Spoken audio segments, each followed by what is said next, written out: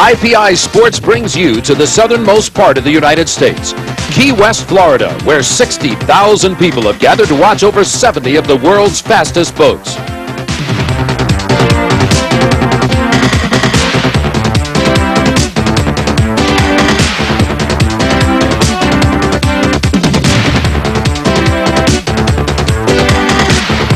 Bud Light presents the Key West 1986 World Cup Offshore Championships, where the world's top offshore powerboat drivers will compete for the U.S. World Cup titles.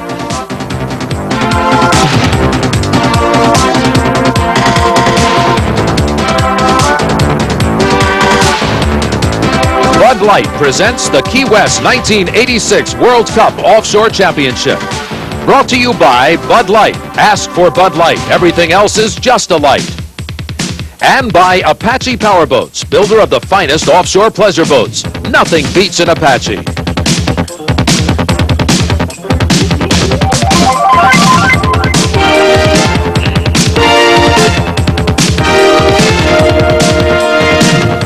We're in sunny Key West, Florida, in our broadcast center on top of the Pier House.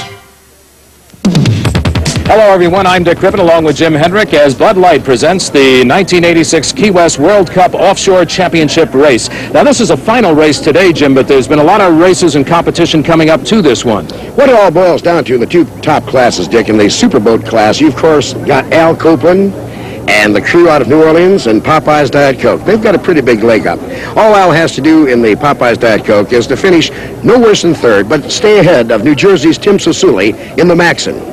In the open class, out of Grosse Pointe, Michigan, Bob Kaiser in the Systems has a slight lead over Miami's Ben Kramer in the Apache. So there's a real race going there. And I think that now that they've decided to do a shorter course because of the high rollers and the storm courses, they call it, that could change some of the strategy and the thinking of some of these guys driving. Now, to look around us, you wonder why in the world they would go to a storm course. Well, let's take a look at the weather conditions, and I think you'll understand. Small craft warnings are up right now for Key West. Temperatures in the mid-80s under partly cloudy skies. Less than 20% chance of rain. The small craft warnings are for easterly winds 15 to 20 knots, producing seas anywhere from 4 to 6 feet, and that's average, so you can expect that they'll be a little bit higher out there. Right now, let's go down and check with Rich Lors aboard Chopper 1. Well, thanks, Dick. I'm here at the Needle Nose Helicopter 1, and we're getting ready to go up and cover this race. We're looking forward to some very good action footage today. The seas are a lot choppier than they've been all week, and that's going to make for some interesting racing. We're looking for strategies involving a storm course today. Tremendous amount of rough water for the crews and boats to negotiate. We're going to go up now and take a look and just see how this race develops. Rough water conditions will be a factor in today's race, but here's one boat it won't affect, the Miami-based Delfino 2. Earlier, Jim went on board to talk with Unlimited Hydroplane world champion owner Bernie Little. Well, Dick, as the powerboats prepare for the World Championships down here in Key West, a man who's kind of resting on his laurels is the world champion of Unlimited Hydroplane Racing, Bernie Little. Bernie, what is this, a busman's holiday? Yeah, it really is, Jim. You know, the Miss Budweiser just won its World and National Championship in Las Vegas, Nevada. And so that season is closed, and now they're closing at the end of the Offshore. And as you know, the Michelob Light was world champion, and we've always been involved, and we're here, and we're better to make friends than right here on the water in Key West. Bernie, you've always been a leader and an innovator in powerboat racing. I understand that recently, the last year and a half, you devised a safety device to protect your driver. Describe it. Well, yes, we have, Jim. Everyone at Anheuser-Busch had one thing in mind, and that's safety, safety, safety. We spent a year and a half, at least, of research and development on enclosing a driver in a cockpit. We have him totally strapped in, enclosed. He's breathing air as a diver would. He can eject himself out the bottom or out the top, and he can live at least 12 minutes under the water till someone can get there to get him out. And of course, the water in the rooster tails or impact with water is like hitting concrete, so this protects him that way. Would this work in offshore powerboat racing? We certainly hope that Offshore will take a serious look at it, and I feel positive that Popeye Chicken Al Copeland is doing that now.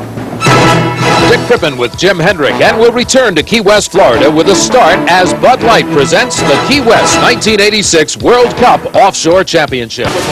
Let's get ready for the start of the race. Here's the starting lineup in the Superboats. You're going to want to watch the battle for points between the number 1 Popeyes, owned by Al Copeland Sr. of New Orleans, Louisiana, and the Maxim boat, number 23.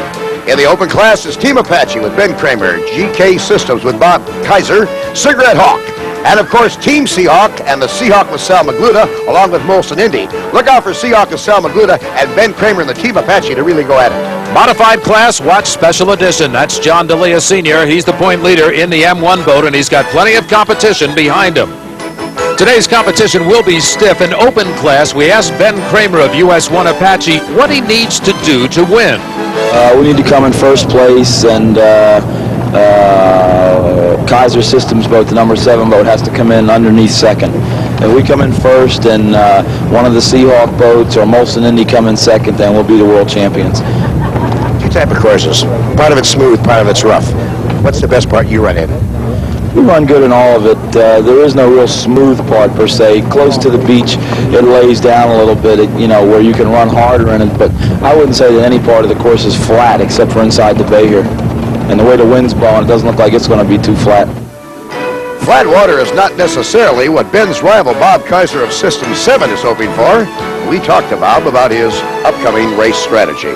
Coming into today's race, I'm number 1 in the points overall. Of course, today is double the points, so we'll see what happens. I got a second on Tuesday and a first on Thursday. The water conditions on Thursday were a little bit more to my liking because we had the rougher water, out by the reef area there, and that can make up a lot of time on other cats because my boat is rigged a little bit differently, and we run stronger in rough water.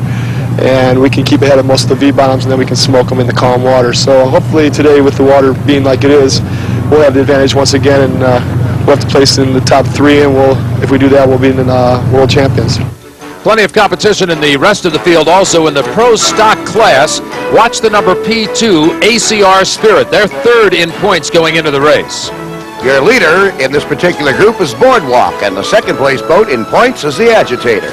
Filling out the field, we have the P-74 Triple Threat along with Bandit and the Baja Bandit. In Stock A is the AME 4000 Express, who's the point leader in this particular group. Second place in points is the Breakaway S-44. Brad Cox is driving that boat. In Stock B, K&K Ghost is the point leader going into today's action.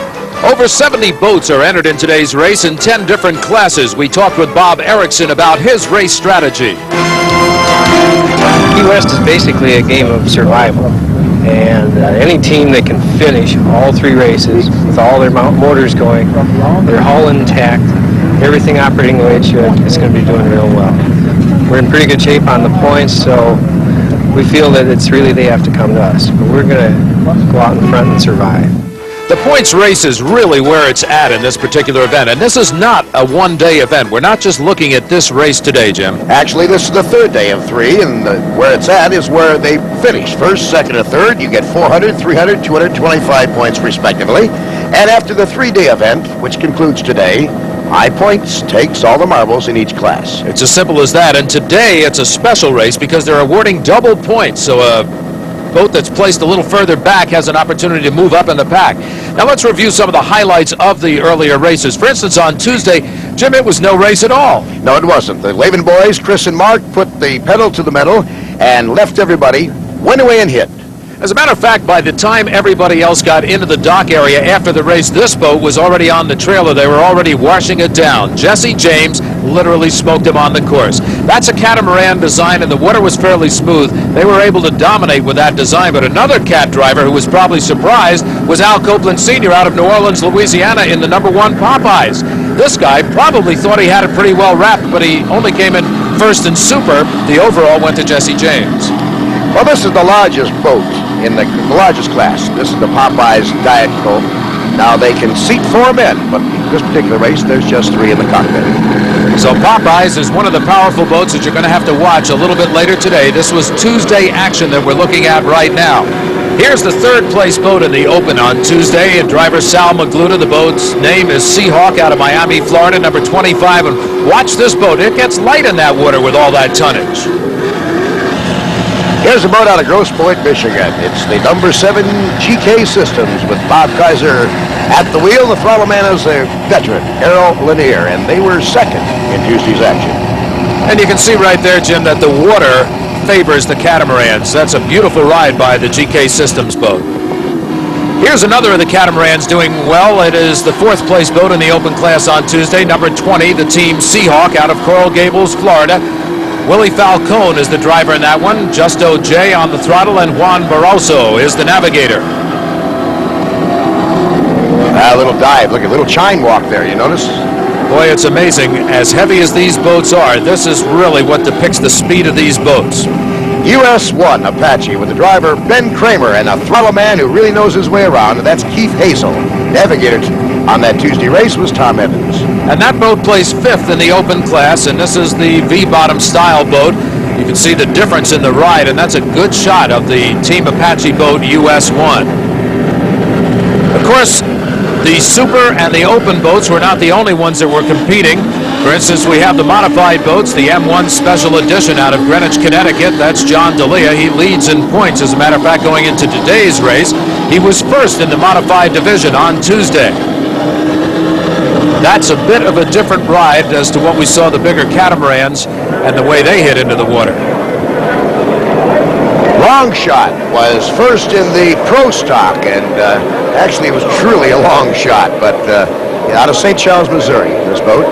Driver, Mike Dalwitz, and Ed Collier, the throttle man. There's Breakaway, and this is the boat that is second in the points lead as they go into today's race. This is Brad Cox, who is driving that boat with J.D. D'Elia Jr., the son of John, who we just talked about in the modifieds. The boat's name is Breakaway, again out of Greenwich, Connecticut. Here's the AME 4000 Express. Now, Bob Erickson's been driving for many, many years, and now he's in this Stock A class, and they finished 3rd on Tuesday. Well, you can see that we've got a lot of competition going into today's race. It is going to be exciting, and it's going to be colorful. I think everybody's going to enjoy watching, especially from our helicopters out on the course. And Dick, this particular class is the closest that you and I could walk into a boat store and buy one just like that. It's Stock A.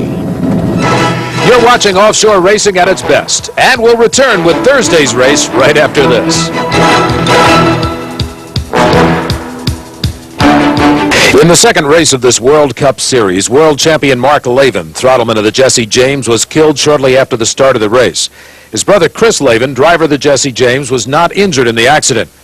Mark was an innovator in offshore safety design. Mark will be greatly missed. Now let's take a look at Thursday's race action, the final day of qualifying for today's big event. Right, Dick? And Jim, once again, Super, Open, and Modified all started together out here, and boy, what a shot that is as we see them going out into the open water. And again, remind everybody, when we talk offshore racing, we mean just that, offshore. So when we talk speeds of over 100 miles an hour, and average speeds upwards around 109, 110 miles an hour in some cases, I got to tell you, they are taking a bounce. Here's Popeye's boat number 1. Now, this was first in the super boats again on Thursday, and boy, this boat is just a perfect boat to watch because Al Copeland has put a lot of research into it, and he's really got it operating right. And a heavy favorite for today's final event, to be sure. Popeyes will be challenged by the boat that's second in the point standings going into today's race. This was second in the super boats on Thursday, the Maxon boat. This boat is not a catamaran. It's a deep feed type of haul. You can see the action back and forth. And there's your catamaran, and you can see the difference in that one as we look at the GK Systems. Bob Kaiser, and he was first in the open class. Very steady ride. Again, the water favoring them on Thursday. Actually, a catamaran is like 2 hulls with a wing in between, and you get some lift in there. They prefer smooth water, but they can take the rough water, especially the latest cat, the way they're designed. This is the US 1 Apache Ben Kramer, and this one, Jim, is another boat to watch. Yeah, so the deep V haul should take, whoa, look out. Look at it, put it right up on his tail there. Now he noses in. 2 of the guys have disappeared. It looks like only the throttle man was showing. These guys really have to be in physical condition to ride these boats. You cannot get in there and be out of condition. A good point, Dick. These guys are athletes. They have to be in good shape. These guys actually will take several G's on those hits. Here's the number 25 Seahawk. This boat was third in the open class on Thursday, and a boat to watch today. Driver, of course, is Sal Magluta. No matter how they race, offshore, into shore, the water conditions constantly change. Unlike a racetrack where they set a groove, these boats have to read the water constantly, these drivers. And these are the big boats. Now we move down a little bit to the modifieds. Here's the Baja Bandit 2. Now this boat was first in the modified on Thursday. However, they did not close in that far on the points. Still it is John D'Elia leading in the M1 for the point standings. But look at the bounce on that boat. It depends on the part of the course. As we said, you could go 25 miles of smooth water, and then all of a sudden, bam, it's rough. And there you are in the cockpit of Love It Again, the M19. What a shot that was, looking right down on Mike Lehman and crew. Love It Again was second in the modified class. Again, one of the boats that you have to watch. All of these boats are contenders. And remember, we're watching Thursday's race action, a recap form as we lead up to our final, just minutes away. And this is Boardwalk. First in pro stock. Even in the catamarans, Jim, we can notice a little bit of difference in the ride of the different boats. Here's Agitator. Now this boat was second in the pro stock, the P40, and again we continue to get smaller in the class of boats. This is pretty smooth water, but this is inland water at this point as they're coming back in. They're coming right by Mallory Square right about this time. In fact, out of Oakwood, Illinois, this is the father-son team, Alan Dunneman and his son Kirk. Here's the S1, the AME 4000 Express, Bob Erickson, and he is a veteran driver, having a very good week, as a matter of fact. First in the Stock A. He's out of Minnetonka, Minnesota. Offshore racers out of Minnetonka. And he loves to be in the seat. There's a good shot of him in that seat, too, and you can see some of the hits as the boat comes back down into the water. K&K Ghost. First in Stock B from Highland Park, New York. And it's Jeff and Kenny Calabat. Jim, I can't even imagine staying with that boat the way it's riding out there. These guys love it, but look how they're kind of leaning forward in the cockpit to hold their balance in there. You can see from the beating that the K&K Ghost was taking, the sea conditions have been changing drastically. I understand the course the boats will be running today, Jim, is a little bit different. Let's talk about it. All right, Dick, courses for all the races are a combination of long and short laps. The start-finish line lies off of Mallory Square. In the first and second races this week, the boats traveled a 99-mile course that extended out to Sand Key. But due to the severe change in sea conditions today, the boats are going to run the storm course. The long east leg draws inside the reef. Checkpoint 1 is just within 1 mile of the start-finish line. The boats then head east to checkpoint 2, then back west to checkpoints 3 and 4. Now the super, open, and modified classes will make 4 laps. The pro stock, 3 laps. 2 laps for stock A and B, and all other classes, we're going to make just 1 lap. Now after the required number of laps, the races will finish where they began, off of Mallory Square. You've seen the course. Let's take a look at it now as the boats get ready to go out on it. This is the start, super, open, and modified. Jim, 3 classes together already. Strategy has to come into play. You got to hold your lane. And after this, there's no tomorrow. This is for the World Championship in all classes. All the preliminary action is over. This one's for all the marbles. And I have to think at this point, none of the drivers really knows what lies ahead, what kind of water is out there. They start in smooth water. Everything is fine. You can look at the spectator fleet, and you can see the boats are hardly rocking at all. But as they get further out into the open water, it's got to roughen up on them. And taking a fast lead from Honolulu, Hawaii, Tom Gentry in the Gentry Eagle. He's leading the pack. And what a contrast, because look at this. One of the strong race favorites going into this one, Popeye's Al Copeland Sr., has not gotten on plane, and neither has Al Copeland Jr., the number 10 boat. The other Popeyes also trying to get up on plane. A little bit of bad luck there, but this guy, the leader, Tom Gentry, has had his problems this year. Jim talked to him about them. We broke a propeller and lost a water line, but we're ready, 100% ready. Would the water conditions make any difference to your craft? Yeah, I think so. It's going to be rough out there. We have a wooden boat. We got to be careful. That's the big thing, because it's quick. Quick is certainly the way to describe that boat right now. Tom Gentry is in the lead as this pack heads out into open water, and it's going to roughen up a little bit more, I'm sure, as the time goes. Max at number 23, Basking Ridge, New Jersey, Tim Sasuli. That's another boat to watch, and look at how that boat cuts through the waves. Dick, right now we see that the Popeyes Diet Coke is underway and running. Rough water has caused its share of damage this week, and Al Copeland Sr., in Popeyes number 1, didn't escape problems. We had some engines problems, and we had to change 3 engines, and we decided to change all 4. Naturally, those were the engines that we had to put in for the second race. We used them up in the second race, so today we had new engines flown in, so we had to put those in, and they're not quite as powerful as our other ones. We hope that we'll do as quite as well. Al Copeland Sr.'s got a little catching up to do, but so far he is riding just fine out there. We'll be keeping an eye on him. Here's the US 1 Apache out of North Miami Beach, Florida, Ben Kramer. He's got to be one of the boats favored in this race coming in. A strong competitor all the way. That's Apache. And Dick, if you notice, these boys in this particular boat are not sitting down. They're standing up. They're absorbing the waves, the rough water here today by just bending their knees slightly. Actually, at this point, Jim, it doesn't look like it's a particularly rough ride for this boat. It's cutting right through the waves, and they're not really fighting the waves at this point. They're riding pretty consistent. Rich Lors is in Chopper 1 above the GK Systems boat of Bob Kaiser's. Thanks, Dick. Coming out of checkpoint number 2 in the open class, what we have is the Apache V-bottom, Ben Kramer, leading the race by 3 or 4 boat lengths over the number 20 Seahawk of Willie Falcone, and then this boat, the number 7 Systems, Bob Kaiser, the points leader in the series. Bob Kaiser must stay in striking distance of Ben Kramer. As long as he does, he's got the World Championship. And actually, Rich, he's currently running 3rd. He has to do no worse than 2nd. He's got some water, some distance to make up. Let's go to the front of the pack right now, Jim, and look at this pass. This is Team Seahawk, the number 20 boat. Willie Falcone passing Team Apache. Ben Kramer and Team Apache was the leader. We have a brand new leader, the Team Seahawk. It's Team Seahawk, Team Apache, and GK Systems 1, 2, 3 in that order.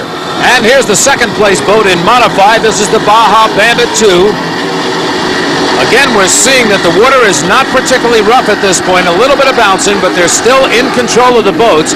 It's expected it will roughen up shortly. In the lead, in the Modifieds, is the M1 Special Edition, John D'Elia, who also is leading in points. A great shot looking down into the cockpit, and that boat has started to really roughen up in the water. Look at the ride John D'Elia has in that boat. His throttleman is really being kept busy at this point as they crash through those waves. He's got to get off the throttle so the engines don't blow.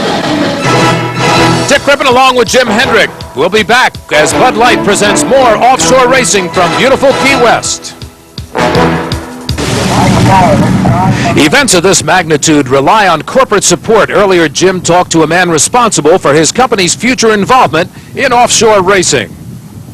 High-speed competitive racing, whether on land or water, exists because of corporate involvement. Marketing plans by big companies who are smart enough to tie in with Powerboat Racing. One such company represented by Glenn Saunders. Glenn, I understand you have $1 million plus series coming next year in '87. Yes, we do. HFC decided to get involved in marketing with the offshore boat racing. It's exciting, it's fast, and we think that will project a good image for our company. So we have committed $1 million to this sport. We expect it to get us some good recognition and do something for the sport. So we're sponsoring a series of 4 races in the U.S., and that $1 million commitment we've made will help the sport and will also help our marketing plans. Helping the sport of offshore is what it's all about, and helping us in Chopper 1 is Rich Lors. In the Stock A class, Bob Erickson, the national champion in the AME Express, has all he can do today. He's got a 24-foot catamaran and seas that are just dwarfing the boat. You can see he's just picking and choosing his way through. He and Hurley Stepp, his throttle man, are basically playing a very conservative role. They won't use a lot of speed today, but even so, she'll float right up out from under them. Got to be very, very careful in these seas. Amazing test of man and machine. And Jim, I think we're noticing also the difference in the seas also. They're getting a test of every kind of water possible for these boats today. Look at that. Comes right out of the water. Now he slows up. This is where the throttle man has to be quick, Dick. He has to get off the power so the engines don't cavitate, wind up those props too tight, and you're out of the race. Well, this boat is riding rough, but I'll tell you what, there's got to be a good feeling inside because this father and son team of Jeff and Kenny Calabat have so far got the point lead. They won on both Tuesday and Thursday, so they are leading in the K&K Ghost in the S boats. Here's the Molson Indy, Lauren Leibel. This guy's got himself a pretty good ride going, Jim. Yes, and he's currently in 4th place in the open class. Uh-oh, some bad luck for Team Seahawk, but this has got to be a break, because you said Systems had to finish 2nd or better, and now Systems is back into 2nd with Team Apache in the lead. And Jim, here's Al Copeland Jr. Now, here's a guy who really wants the rough water. Rough water is what we're looking for. The boat's designed for rough water. It's probably one of the best boats out here designed for that water, so I think that we should do real well if we get the rough water we're looking for. Well, Jim, obviously he knows his boat. That boat is behaving beautifully in the water thus far. Whoa! Take a look at this, Dick. This is the rough part of the course, and GK Systems, currently in 2nd place, almost put himself out of the race. This is going to be an endurance run for sure. Here's the Seahawk 25, currently running in 3rd place. And the driver, Sal Magruder, prior to the race, predicted an endurance run. The weather keeps going towards wind. I think it's, other than being the rally, you have to have an endurance race out there, and that's the way, you know, if you be at the finish line, you should be up there. And Sal Magruder, Dick, knows about endurance. He hasn't missed an offshore race in 7 seasons. Right now he's riding in 3rd place in the Seahawk. Here's your leader. This is the US 1 Team Apache out of North Miami, Florida. This is Ben Kramer. They're coming up on checkpoint 4 with 2 laps to go. Ben Kramer wears the US 1 proudly. He's the national high point champion during the regular season of this 1986. Next year, starting with this race, he can proudly wear that number 1. He'll be happy to do that. Here's the number 8 Cigarette Hawk, Craig Berry. Now, this boat is running 5th in the open class, and you can see the change in the water conditions again as they come back into the spectator fleet. The fleet hardly moving at all, no rolling at all out there. It's a smooth ride at this point on the course. As we check the modified class, John D'Elia in Special Edition, currently in 1st place. Right into the cockpit of Special Edition. Yeah, they're just a wee bit happy. They're real happy because they have had a terrific week of racing. First all the way thus far. There's Lovett again, coming back in. Mike Lehman. This is the boat that Special Edition has got to keep an eye on. This boat right now is running 3rd in modified. We'll return to Key West, Florida, and the Bud Light World Cup Offshore Championships right after this. Here's your leader in the open class, Ben Kramer. He manufactures boats. He talks about the benefits of racing on the circuit. Every boat is another prototype. The boats that we run on the race circuit, we're testing drive heights, we're testing the Kevlar layups, we're testing the inner structure of the boat.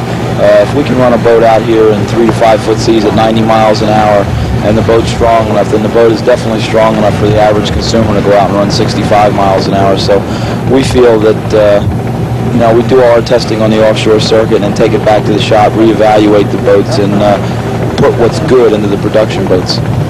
So Ben Kramer with an observation that makes it a little bit more interesting to boat owners all across the country, knowing that they actually are testing some of the innovations right here on the race circuit. Team Apache, the lead boat in the open class right now. Here's your 3rd place boat right now. It looks like he's getting a pretty good ride, but he doesn't sound too good. The engine appears to be missing just a little bit every now and then. That's going to be a great concern to Seahawk. They've had some rough luck with that boat earlier on in the circuit. They've had a pretty good week racing down here in Key West, and there you can see them taking the waves over. Here's a boat that is constantly moving up in the field. Popeyes, Al Copeland Sr. out of New Orleans, Louisiana. Right now we've had a report, Tom Gentry out of Honolulu, and the Gentry Eagle down and out of the race. But we've got a battle going on for first place. Let's go to Rich Lures. Chisuli has really letting the horses out.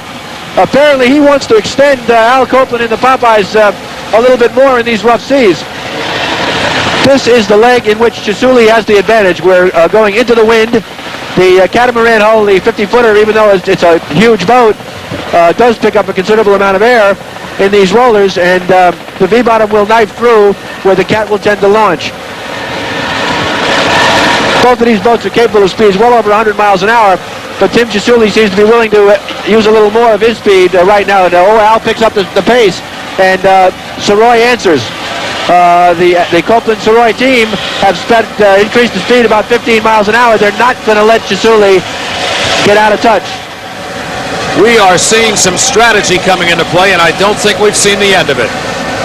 No, Al Copeland and his crew, like Bill Sroy's on the throttles right now, he knows that these are the only engines he's got left. He can't change an engine out there. And he's going to just have to pace himself, the right timing, stay within striking distance, and you're still in the race. Medical choppers are up over the course. Dr. Matt Houghton, who's the chief medical advisor, and he has a complete team of doctors and rescue people on the water and in the air today. Let's check elsewhere out on the course. Some of the other classes we've been concentrating on the Open and the Super and Modified. In the P70 Boardwalk, still a dominant boat out there. Nick Coutreau Jr. is running in first place in that particular class, and we have to watch these boats closely, Jim, because they are smaller. It's still extremely fast boats, but they can really take a beating.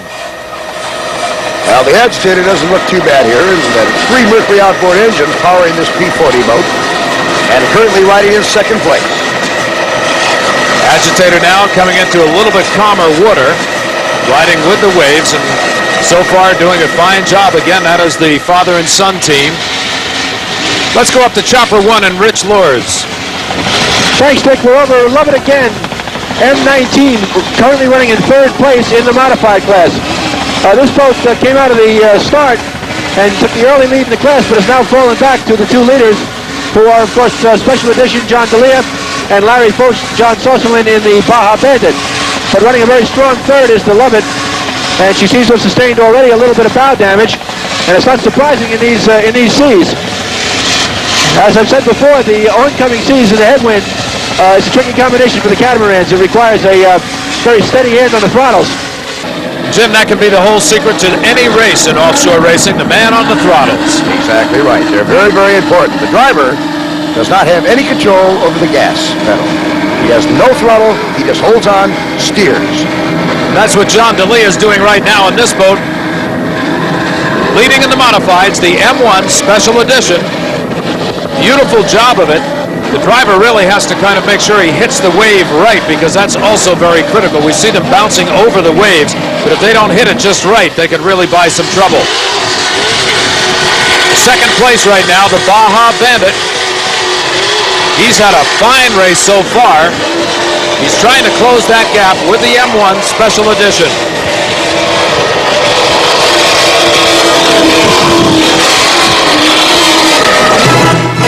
Bud Light presents the Key West 1986 World Cup Offshore Championship. The finish is in sight. Back to race action, or should I say non-action. The second boat in the Seahawk team has gone dead in the water. Sal Magluta and crew now sitting up on the deck. They are relaxed. They are waiting for the tow, the longest ride back into the pit area. So the Seahawk contingent is out, but look at the battle for first place. And it's a battle of the superboat classes, and they come down now towards Mallory Square. It's going to be a neck-and-neck finish between father and son in the Popeyes racing team. Now listen, what's going on in that son's mind right now? Does he take the old man to task or not? I wouldn't. Al's liable to slug him. Al Copeland Sr. in the Popeyes #1, the one nearest to you. The Popeyes on the outside is Al Copeland Jr., and you can see both of them have geared in. These boats are slightly different in design, so there's a little bit of water play coming into this. Here comes your winner, #1, Al Copeland Sr., New Orleans, Louisiana. Second place, just a nose off. The #10 boat, Al Copeland Jr. I think that whole team is going to be happy. I don't think it really matters. Oh, there's going to be a party. You're going to love that party from Popeyes tonight. 1 and 2 in Superboat class. And here's third in the Superboat class. This is the Maxim, #23. They deserve a lot of credit. A very fine ride for that big boat. Maxim coming in third place. Now let's go back to open class action, and here comes the winner, US1 Team Apache, and of course Ben Kramer's got to be happy about this thing. I hope they stay in the boat. They got excited as they came down there, but Team Apache certainly with a fine run, a good win for them, one that they really fought for.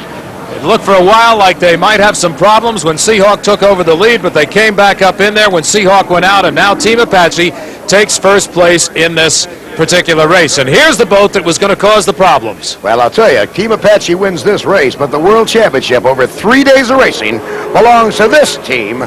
Bob Kaiser, Aero and Air System 7 is the world champion for 1986. And we congratulate them. We saw them out on the course earlier, as you'll remember, nosing into the waves out there. They really put it up on the edge. A tough battle. Here's the number 8 boat. This is Cigarette Hawk. The driver is Craig Barry, and that is finishing third place. Third place, so we congratulate them. A good run for the Cigarette Hawk.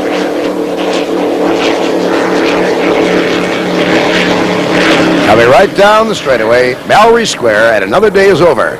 Dick Crippen, describe this action. Well, let's hope that Digger Durgan stays in the boat. He is one happy man. John DeLeo, of course, is the driver and owner of that boat, known as Special Edition, world champions in the modified class. And we congratulate them on a great ride out there. It was a tough-fought battle. They did it, though, and they deserve the spoils.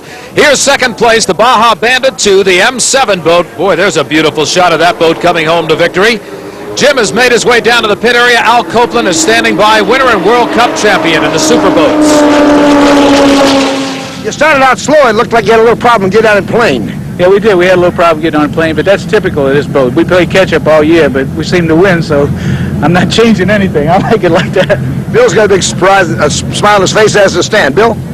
Well, needless to say, we're elated. Tickle of Death, God, this has been coming for a long time, and it couldn't have come at a better time. Tickle of Death, that both boats finished 1-2 the way they did, and Little Al's coming on strong. The old man's going to have to look out. Yeah, that's for sure. A very happy Popeyes crew, with, of course, Bill Saroy, Stan Ware, and Al Copeland, and a lovely co-pilot right here, Luann. Now let's go over to the open class, the world champion there, and once again, here's Dick Crippen. Dick? Thank you very much, Jim, and I just have to say this has got to be a very special day at the end of a rather lengthy season.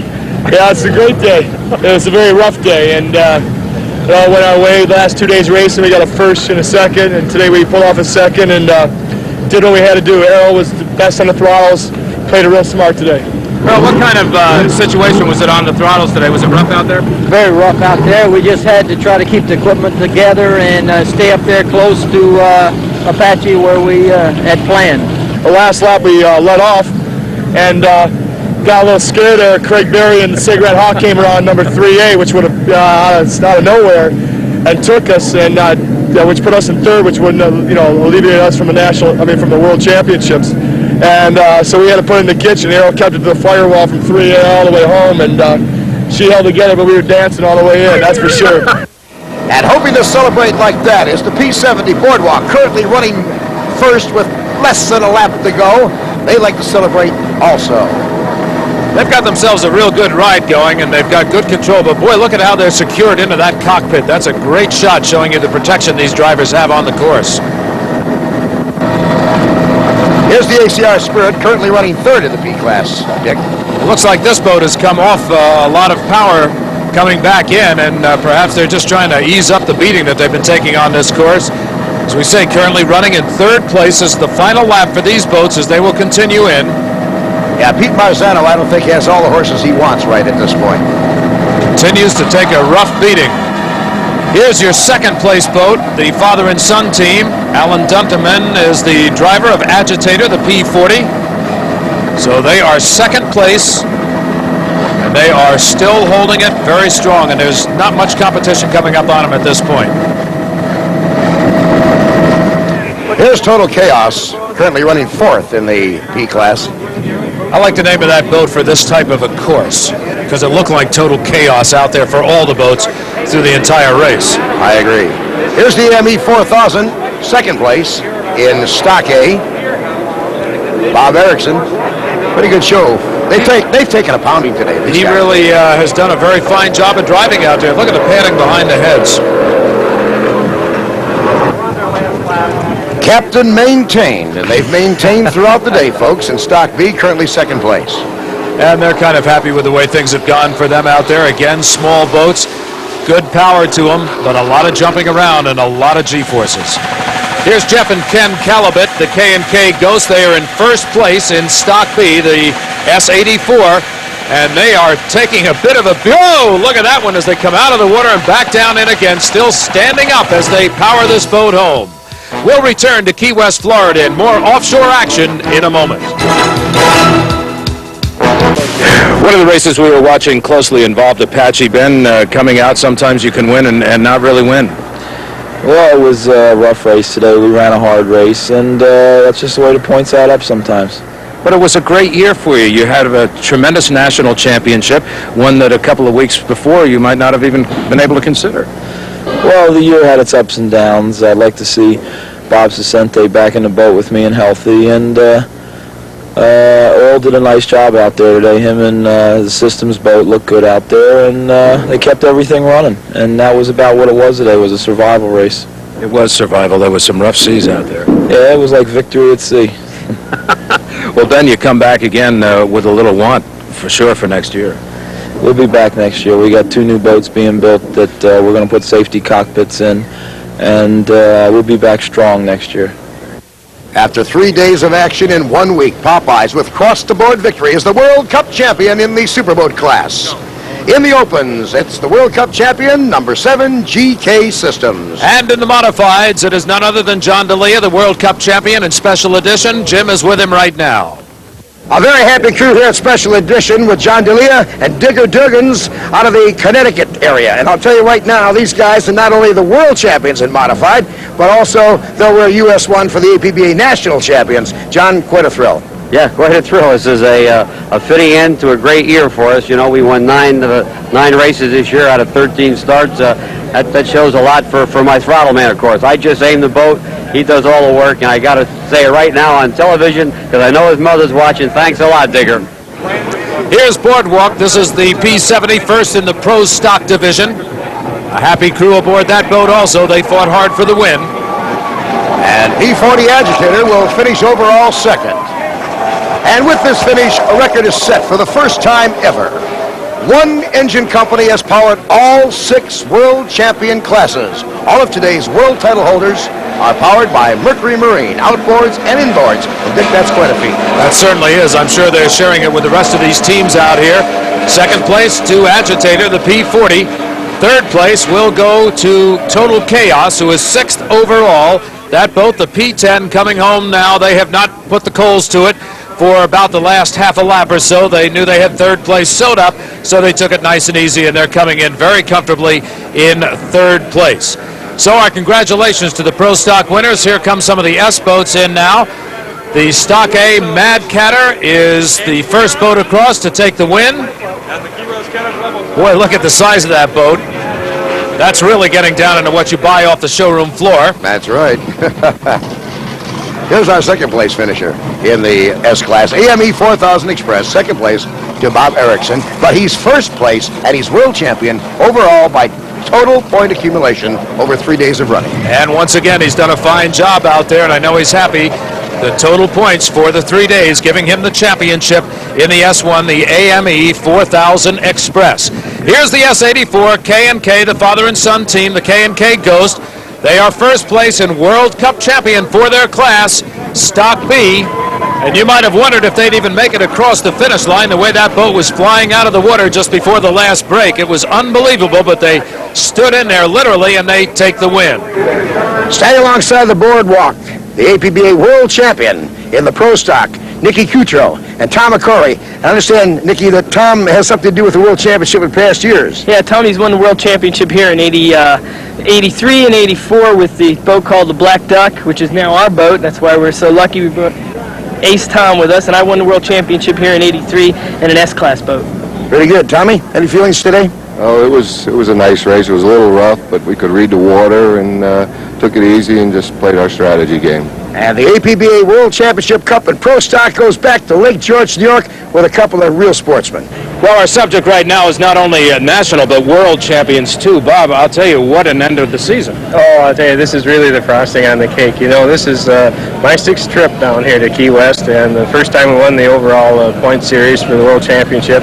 And I just couldn't be any happier. But Hurley Stepp really did a fine job out there today, throttling. It was a real throttleman's race. Yeah, I was going to say, I heard, Hurley, that it was literally a throttleman's race out there in every sense of the word. Oh, it was really rough, and you had to stay on top of the game, and just, you know, survival out there was the name of the game. Well, they did survive. P-70 World Cup champion. Boardwalk, the name of the boat in Pro Stock. And we congratulate that team. They did a fine job. In Stock A, it was the S1 AME 4000 Express, the World Cup champion Bob Erickson and crew. In Stock B, the S84, the father and son team, K&K Ghost. The APBA Offshore Racing Commission's World Cup has drawn to a close, and it has been a good day for racing after all. Yes, there really have been no losers. Those who have competed in tough water, tough conditions can all consider themselves winners, but only a few that we've interviewed here today can take the checker flag. That's true, and it's going to make for an interesting season next year. Yes, it is, and we're going to look forward to working together again. Okay, Jim. It's been a great day in Key West. So from our broadcast center on top of the Pier House, Dick Crippen for Jim Hendrick, the 1986 World Cup Offshore Championships completed. See you next time.